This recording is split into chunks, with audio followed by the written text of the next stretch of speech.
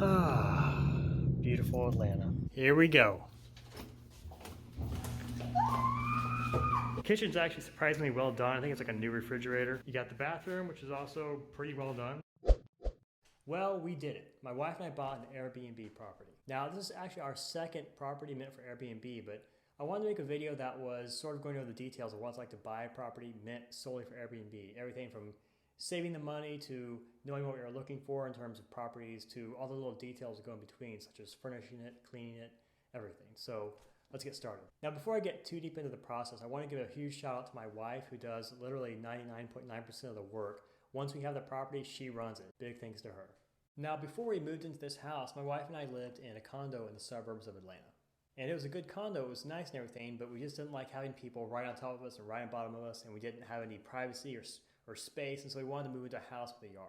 Now, when we bought this house, instead of selling our condo and using that money to buy this house, instead we left the condo as it was and we turned it into just a regular long-term rental.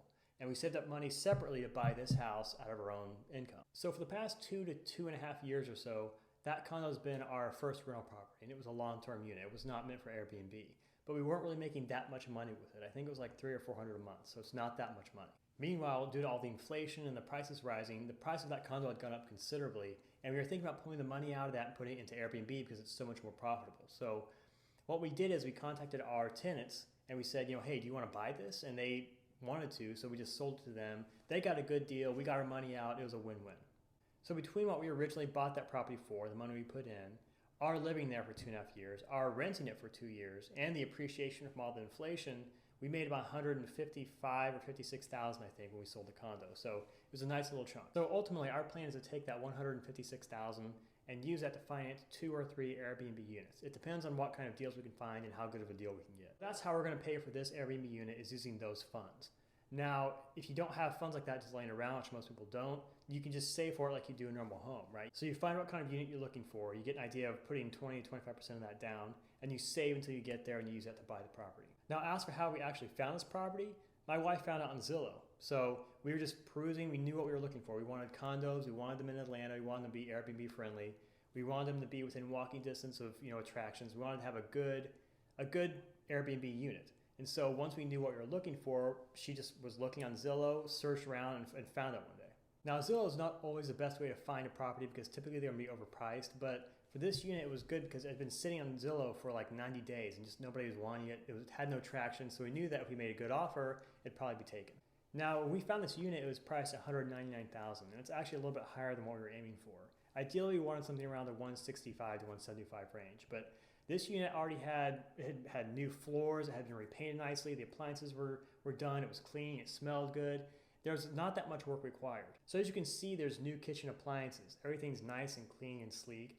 Nothing really needs to be cleaned up. It's ready to go, and our time to profit is going to be very small because apart from furnishing this, there's not really a whole lot we need to do. Huge change direction. And let's see.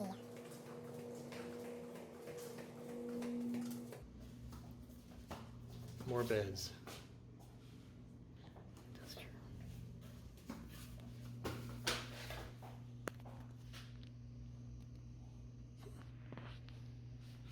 So the purchase price is $199,000, and as I just showed, it was a little bit over what we were looking for, but it's in such great condition that we thought the condition justified the price. Now, to actually purchase a unit, if you combine our down payment, closing costs, everything together, we ended up paying $56,000 for this unit. Now, as far as furnishing goes, you can see there's already like a small table there, a couple of beds and mattresses, but we're going to budget around $3,500 to fill out the space. So here is the unit now that's been completely decorated by our designer. We'll go into this first room. As you can see, we got the walls painted, a couple little beds, lights, nice little theme going on here. And then kitchen, not a whole lot changed, but she did set the table. Put a nice looking picture there. This kitchen here. We need a coffee maker. We used to have coffee with no maker. And then here's the other bedroom. It's also redone. A mirror, a low bed. It's like 5 inches off the ground. Hey Cody. Yeah. Budget was $3,500.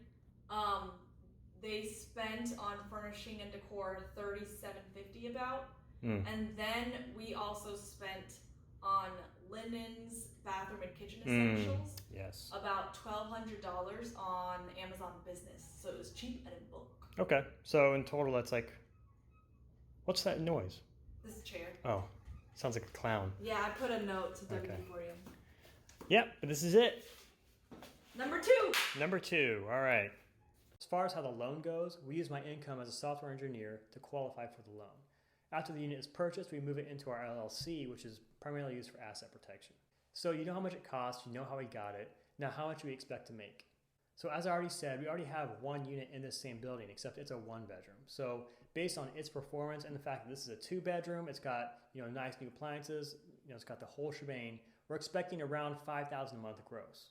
Now if you take $5,000 and minus our monthly mortgage payment, the fees that go into maintaining it, like cleaner fees and such, we're expecting around $3,000 to $3,500 net profit each month. And this can change. This is just an average. So Airbnb is seasonal. So for example, in the dead of winter, we're probably not going to make as much as we will, in the spring or fall when there's all these events going around, people can walk around and do stuff. Another takeaway from this is that as far as Airbnb goes, for me personally, I never would want to live in a downtown condo in Atlanta. But if you're going for Airbnb, you're typically going for a trip, right? An experience with friends. So you're not really caring about living there. You want the Airbnb unit to provide you an experience, meaning that you want to be, decorated very uniquely, maybe a cool looking wall or neat decorations. Now this is a great way to use money you've saved up to fund investments and passive income sources, which is really one of the keys to becoming wealthy.